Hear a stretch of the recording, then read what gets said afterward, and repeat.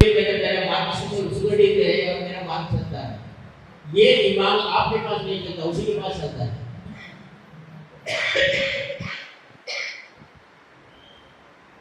जो भी हो, हम उसके किए हुए इस कार्य को हम अगर बचपना समझे तो भी ठीक है। अब माँ है, बच्चा कुछ भी करे उसके बारे में मान्यता तो देनी पड़ती है, करता है, कर रहा है। लेकिन मैं कहता हूँ कि वो उसकी बस की बात है। आप महान विद्वान है, ऐसा कार्य मत करो, उसे ही करने दो। रही बात आज मैं जो यह वशिष्ठ योगिनी साधना शिविर किस लिए दिया हूँ, तो कल से आज तक योगिनी एकादशी नाम की एकादशी है, जिसको इस एकादशी को कृष्ण बहुत प्रेम करते हैं। और इसका मुख्य उद्देश्य भगवान श्री कृष्ण का ही अवतार जो पांडुरंग विठल जाने जाते हैं। और इस एकादशी से आने वाली आषाढ़ शुद्ध एकादशी तक जो कार्यक्रम चलता है वो श्री कृष्ण की प्रेरणा से चलता है। विठलेश्वर के पास आप तो सब लोग जानते हैं, हमारे पंढरपुर में विठल भगवान, माता रुक्मिणी, सत्यभामा आदि उनके अलग अलग मंदिर हैं। और इस एकादशी की श्रेष्ठता के बारे में महाराष्ट्र के लोगों को तो उतना बोलने की आवश्यकता नहीं कि उस एकादशी को भगवान श्री कृष्ण क्यों इतनी महत्ता देते हैं। लेकिन इस योगिनी एकादशी को श्री कृष्ण जी के पहले अगर हम जानते हैं तो सतयुग से योगिनियों के बारे में चल रहा है। जब पहली बार सृष्टि हुई तो ब्रह्मा चिंतित थे कि सृष्टि को कैसे करूं। भगवान विष्णु अपनी योग निद्रा में थे, उन्हें भी पता नहीं चला कि कैसा करना है, क्या करना है। तो शिव और पार्वती दोनों बैठ गए और शिव जी ने कहा, हे पार्वती, ब्रह्मा नाभि कमल में जाकर बैठ गया है, विष्णु सो गए हैं शेष नाग पर, योग निद्रा में है लक्ष्मी की पाँव। अब अपने दोनों को स्थान कहाँ है, कहाँ से स्थान हम ढूंढे, हमारा स्थान कैसा हो। तो माता पार्वती ने हंसकर कहा, प्रभु आपके लिए तो अब तो लीलाधारी है, आप कुछ भी कर सकते हैं। तो उन्होंने कहा, एक ऐसी श्रेष्ठ जमीन को या श्रेष्ठ भूमि को मैं निर्माण करता हूँ जिसमें हम बैठ सकें। लेकिन वो भी निर्माण जब शिव जी से ना हो सका तो उन्होंने पार्वती से ही उस शक्ति की प्रार्थना की और कहा कि तुझे ही अभी कुछ करना है जो इसके कारण के लिए। तो माता पार्वती ने कहा कि यह जो जल है इसको घनीभूत करना है, यानी उसको पत्थर बनाना है, तो मेरी शरीर से ऊर्जा निकलनी चाहिए। और उस ऊर्जा निकालने के लिए उन्होंने अपनी आंखें लाल की और शिव जी की तरफ देखा। तो शिव जी के शरीर से एक, क्योंकि हम करते हैं योग कितने प्रकार का होता है, अष्टांग योग, हर एक के शरीर में अष्टांग योग होता है, अष्टांग होते हैं जो योग कारक होते हैं। और शिव जी के उस योग से, अष्टांग योग से एक बड़ा धुआं निकला और वो घोर राक्षस के रूप में परिवर्तित हो गया। और घोर राक्षस के रूप में परिवर्तित हो गया, इतना बढ़ता गया कि वो पृथ्वी का आवरण बना। तब शिव जी ने देखकर कहा, इसके ऊपर कैसे बैठेंगे। फिर माता पार्वती को कहा कि अब इसको कैसा करना है। तो माता पार्वती ने कहा, अब इसको मैं हमारे बैठने के लायक मैं करती हूँ। और उन्होंने अपने अष्टांगों से योगिनी की सृष्टि की और इसको छोटा करते हुए अपने लिए स्थान बनाया। वही है जहाँ आज हम पृथ्वी पर कैलाश पर्वत देखते हैं, जहाँ उन्होंने आकर ये योगिनी माता पार्वती के शरीर से, अष्टांग से निकले कारण अष्टयोगिनी कहलाती थी और अष्टयोगिनी थी भी। यह सत्ययुग की बात। और सत्ययुग में अष्टयोगिनी को माता पार्वती ने कहा था कि मैं जो भी काम बोलूँ तुम्हें इसको करना ही है। इस पृथ्वी के आदि में ब्रह्मा को जब सृष्टि नहीं हो रही थी, सृष्टि करने के लिए विचार नहीं आ रहा था, तो योगिनियों को भेजा और उनको कहा कि इसमें ब्रह्मा जी को तुम सहायता कर। योगिनियाँ गई और ब्रह्मा जी को उस तंत्र को बताया और जिस तंत्र के कारण पहले सप्तऋषि मानसपुत्र के रूप में जन्म लिए। मानसपुत्रों का जन्म होने के बाद उस मानसपुत्रों को पूरी तपस्या रखो गए। फिर उनके लिए एक सृष्टि करने के लिए किस चीज़ की कमी है, तो उन्हें स्त्री की सृष्टि करने के लिए इन योगिनियों को कहा गया और सप्तऋषियों की पत्नी आए और उन सभी की उत्पत्ति और सृष्टि की उत्पत्ति आरंभ होगी। सत्ययुग की योगिनियों का बात है। इन योगिनियों को रुद्र योगिनी कहा जाता है। उसके बाद आया सत्य युग के बाद त्रेता युग। त्रेता युग में इन योगिनियों का काम कुछ था ही नहीं।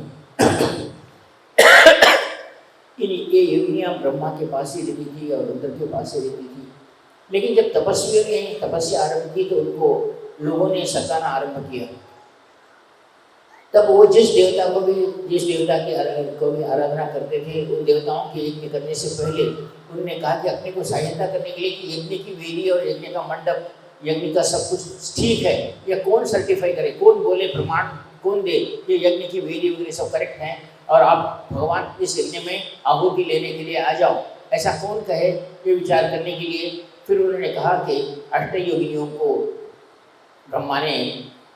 ब्रह्मा की उत्पत्ति से आया और ब्रह्मा ने उन योगिनियों को कहा कि तुम जाके कभी यज्ञ मंडप में ये देखो कि वहाँ सब कुछ ठीक ठाक है और हम भगवान का आह्वान, अग्नि देवता के आह्वान से, हम आहुतियों के आह्वान से योगियों का स्थापन कर सकते हैं और ब्रह्मा यज्ञ मंडप ठीक है, यज्ञ मंडप में संविधा आदि सब ठीक है, देवताओं का आह्वान ठीक चल रहा है, पूजा ठीक है।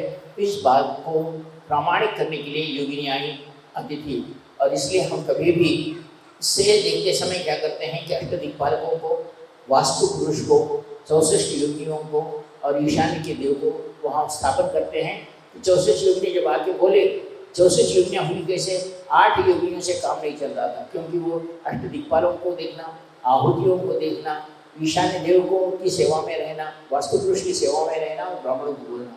तो हर एक योगिनी ने अपने अपने शरीर से और 8 योगिनियाँ निकाली, जो 8 और 8 64 के रूप में हुई और वो योगिनियाँ अपनी अपनी सेवा कार्य में लग गई। और यज्ञ मंडप को जिस देवताओं का होता था और यज्ञ बहुत सुंदर रूप से होता था। जब भी हम देखते हैं कि चाहे द्रौपदी की सृष्टि हुई हो, माता सती की सृष्टि हुई हो, ये सब अग्नि से ही सृष्टित हुए। अगर हम कहें कि रामचंद्र जी की सृष्टि हुई, दशरथ जी को पायस के रूप में आए और उस पायस को तीनों माताओं ने ग्रहण किया और राम लक्ष्मण धनुष जी का उनकी उत्पत्ति हुई, वो लोग हुए। तो इस प्रकार यज्ञ में ही देवताओं का आह्वान होता था और देवताएं उत्पत्ति होते थे।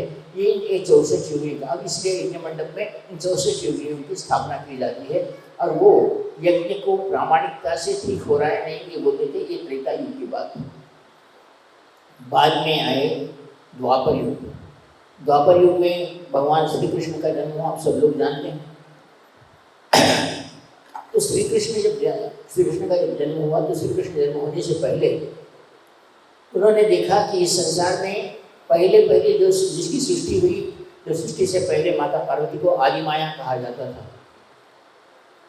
बाद में जो सृष्टि हुई उसको महामाया कहा गया और श्री कृष्ण के इसमें शक्ति को योग माया कहा गया। इस प्रकार इन मायाओं की पार्वती माता की आदि की सृष्टि हुई और योग माया के रूप में कृष्ण के योग माया के रूप में, मातृ शक्ति के रूप में। लेकिन आपने देखा है, मैं संक्षिप्त में बता रहा हूँ, श्री कृष्ण ने देखा कि जनता को इतना कष्ट हो रहा है, 64 योगियों को बुलाओ, वस्तुओं को बुलाओ, अग्नि देवता की स्थापना करो, ईशान्य को की स्थापना करो, अग्नि देवता को बुलाओ, पहले देवताओं के आहुतियाँ दो। तो श्री कृष्ण ने कहा कि इसमें ही काम चले जा रहा है और हर एक ये सभी को करते समय भारत का उस जमाने, पहले जमाने में एक सत्ययुग में 1 लाख वर्ष था। बाद में रामचंद्र जी के जन्म में 10,000 वर्ष हुआ, कृष्ण के जन्म में 1,000 वर्ष आयु हुई मानवता की, और आज के कलयुग में 100 वर्ष की आयु। और उस समय में उतनी आयु थी इसलिए तपस्या चलती थी और सब लोग योगी क्रिया करते थे, क्रिया होता था। लेकिन आयु जब घटते गई तो ये सब प्रक्रिया करने के लिए समय लगने लगा।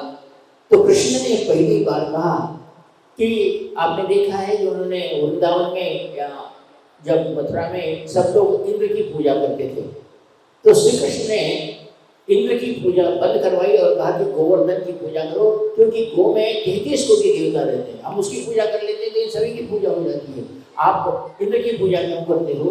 और जब इंद्र की पूजा बंद करवाई तो आपको मालूम है इंद्र ने वर्षा करवाई, बाद में श्री कृष्ण ने गोवर्धन पर्वत उंगली ले उठाया और उन्होंने कहा कि इंद्र, जब ये इंद्र के साथ ही योगिनियाँ देवताओं के साथ रहती थी तो श्री कृष्ण ने बंद करवाया।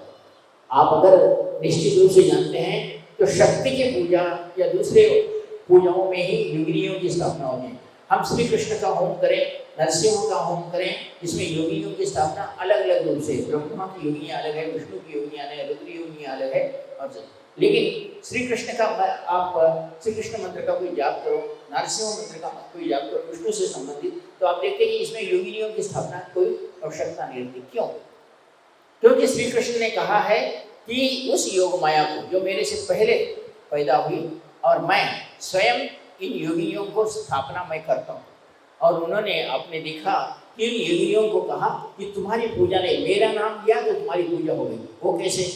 तो उन्होंने अष्टभार्याओं को इसके साथ शादी की और चारों युगों में जितनी भी योगिनियाँ थी उनको भी बोले कि तुम सब लोग जन्म लेके आ जाओ, मेरा नाम जहाँ लिया जाएगा तुम 64 योगिनी की पूजा हो जाएगी। और वो 16,000 गोपिकाओं में के रूप में आई। 4 युगों से 16,000 को करो 64 योगिनियाँ हुई और वो 64 योगिनियाँ आई। और हम कृष्ण के मंत्र में अगर कभी जानते हैं, कृष्ण का मंत्र लेते हैं, क्या गोपी जन वल्लभ है स्वाहा लेते हैं, एक गोपी जनों का वल्लभ है, ये बोलने से योगिनियों की पूजा हो जाती है। इस तरह योगिनियों की पूजा कृष्ण के जन्म के पश्चात जब भी विष्णु भगवान की पूजा हुई, इन सारी चीज़ों की पूजा हुई, हम देखते हैं कि कृष्ण ने अपने ऊपर ले लिया। और अगर हम पूर्ण विष्णु अवतार में देखा जाए